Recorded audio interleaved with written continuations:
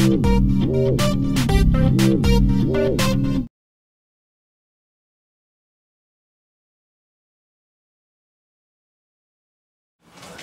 the next part of this is really when we get to the annex facility.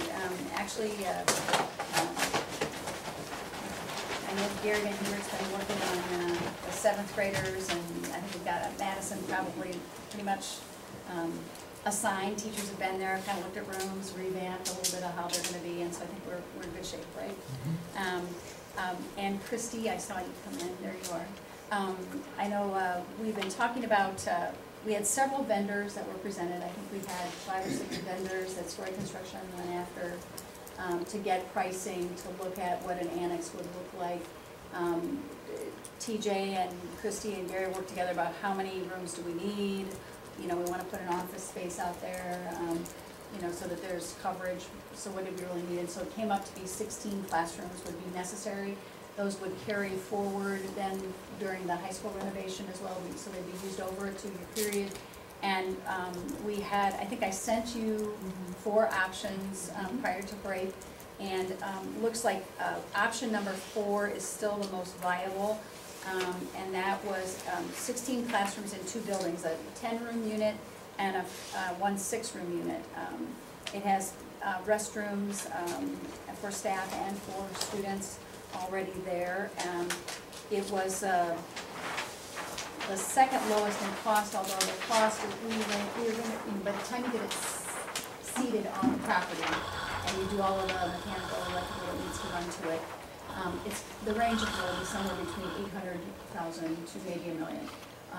But that's over a 2-year period, so it's going to be good places for our kids to be.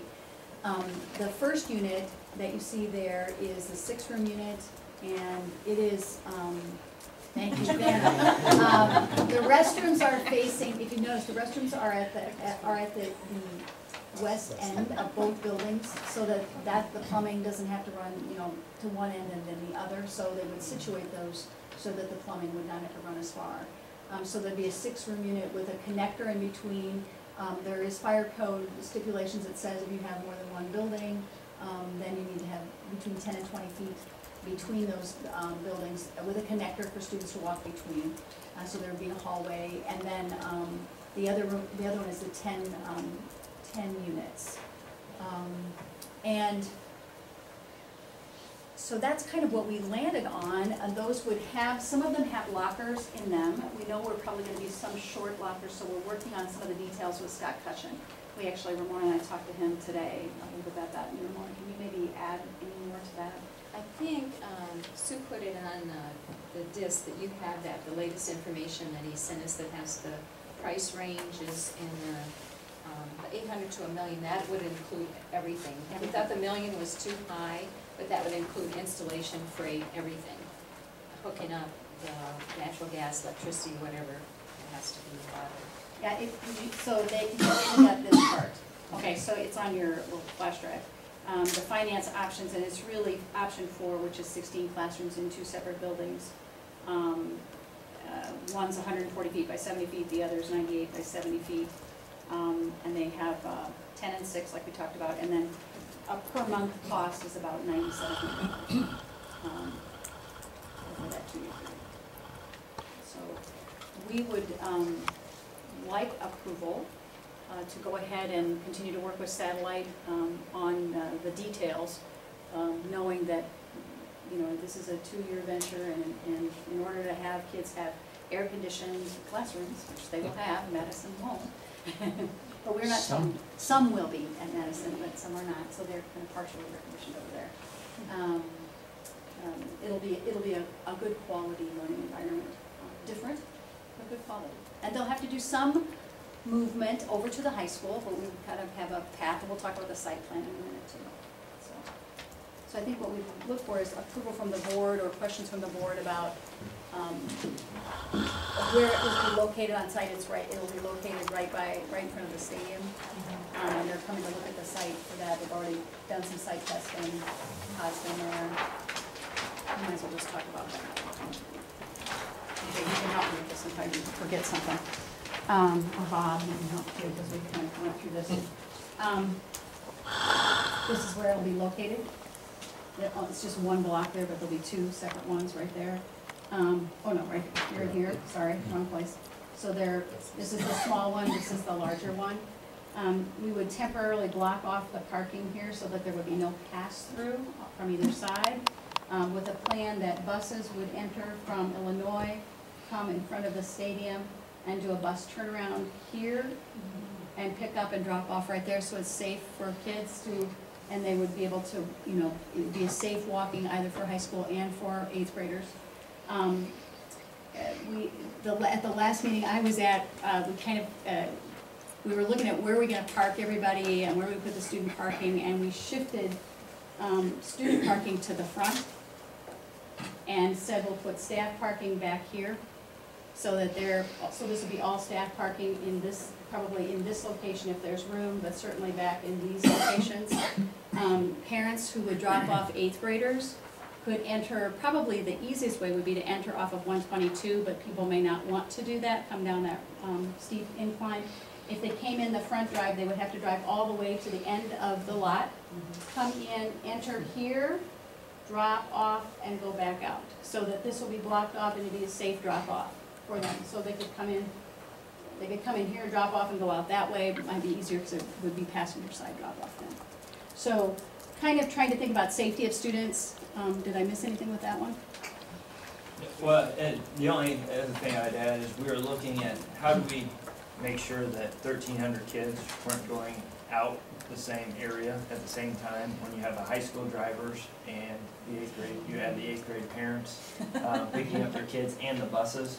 So that was kind of the reason we talked about the safety issue with flipping possibly where the students and staff park. And staff would be, you know, staff would be later to leave. We're also looking at start and stop times. We're still working with transportation. There may be some changes to start and stop times just to accommodate, you know, who leaves the campus first, who would leave second. But they're going to be riding the same buses, so part of that will be, we'll work on that, and that's still in process right now.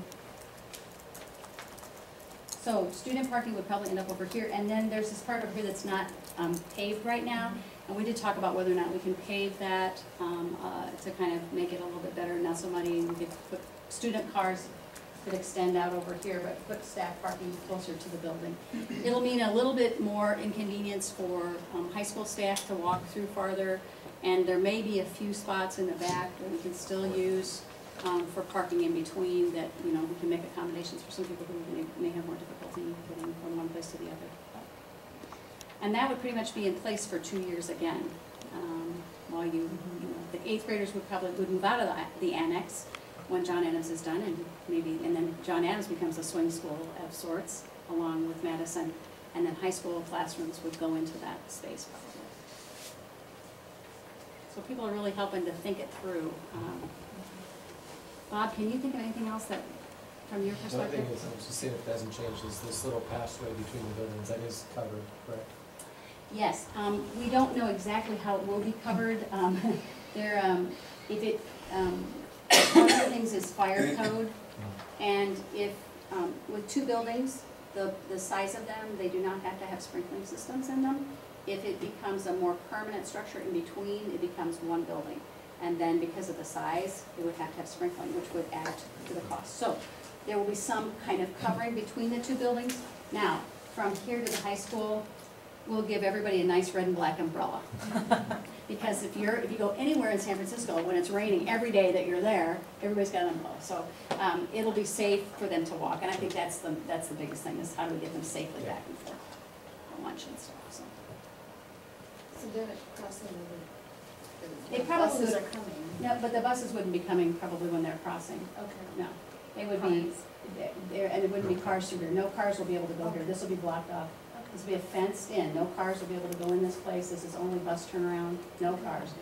This gate would open up for games, so that these gates would be open, and then this would become parking for everybody during a football game or during an activity. So those would not be permanent, but be sliding gates or something like that to open up. This, if it's a cement barricade, it's going to be there, and so you just have to know that if you're going in this way, you're gonna drive through, go out that way, or you're gonna back up it. Maybe it's back-in parking so that, you know, right here, so that people won't hit each other when they're going out. You just pull in and back, you know, back in. Actually, it's safer for kids if we made them all do that, it'd be safer, because they're seeing where they're going as opposed to just backing up and not looking. So, Is there any way to, schedule them when they go into the high school for lunch and their exploratories kind of around the same time to kind of minimize the back and forth outside? I mean, maybe that's complicated, but I think that would be better. it's 300 students, it'd be difficult to put all 300 in an exploratory where you have, you know, maybe 25 in Gateway to Technology and another 25. You're probably not gonna be able to do that. Very, Christie could probably. We'll only have one lunch. Okay. Everyone will Oh, be at the okay. same time. Okay, So we'll all make one trip in there for lunch and one trip back. okay. and some may end up staying and going to exploratories during that time, you know, they would just go from lunch to exploratory or Okay. back. That's kind of what I was Yeah, thinking. we want to try to minimize the travel, because Mhm. every time we travel, it may mean loss of instructional time a Mhm. little bit, Mhm. but not, but we're also working with the bell schedule, you know, to Mhm. extend some of our lunch times, so that way we're not losing the instructional time. Mhm. But we do want to minimize how much the kids are having to travel outside. Okay. You know, that some of the things are going to be a lot more difficult. Mhm. Not all of the exploratories will be offered all day, because the teachers are going to be, some will be, have to be at Madison in the morning and then high school in the afternoon, and vice versa, so we're sharing. Okay. Just kind of depends on how you all work on the schedule together and make that work. Okay. Certainly something to consider. Mhm. So the proposal before you is to consider using Satellite as our provider for the annex for the next 2 years and allow us to continue to work with store construction on the details, knowing that the range would be somewhere with everything done between $800,000 and up to $1 million. Again, Scott thinks that that's high, but we at least wanted you to hear the range. But you know, I'd rather guess high and have it be less. And that funding is all planned for, right? I mean, that's all part of our, It's all part of our, nothing's different, it's all what we planned it's all for. part of our money that we have available. So it means that, you know, each time we bid something, you know, so far we've been able to have really competitive bids that have come in under estimate. And I think each time that happens, that allows us to have funds to apply to another part of the unexpected or the needs that we have, so. Any additional questions or comments? Just like the one thing that I was impressed with, it was still, I had this vision in my mind of an annex building and what it would look like coming in, but some of the pictures that we saw, I was just, once you get inside, you wouldn't know that you weren't in a brand new building such as what we have over in Lincoln. They're really top quality material. They're really nice. Part of that with Satellite is that they put in carpet in kind of the rooms, and then they paint the outside as well to give it a fresher appearance. Thank you. When did you say that would be worked on, when they would actually start putting that in? Scott told us today, Ramona, that the 1-6 unit might not be available until later in May, but the 10 unit would be available sooner, so we would probably have them here installing the 10 unit, and by the time they were done with the installation of the 10 unit, the 6 unit would show up and they would install that one then right after that. So I would guess early June, we would have those on site, ready to go, probably ready for us to move things into, and teachers could get into classrooms and be ready. You have the students who will be in that building have a walkthrough before classes start? They probably would have a walkthrough in August after we get things kind of set up. And I would guess some kind of open house, you know, whatever, would make people feel most comfortable. There won't be, like a large, probably, there'll be some kind of gathering spot, because we did talk about that, for where do they go in the morning? You know, how do we accommodate that in the building, or do we, you know, do we make sure that that happens? So they're kind of working on that, I think, in terms of how the walls are arranged. Yeah, that's a good point. It's all modular, it comes in and put it together, it's like paper dolls, only better, only more expensive. Any other comments? If not, a motion to accept the recommendation, So moved. and a second. Second. All in favor, say aye. Aye. Any opposed? Thank you, motion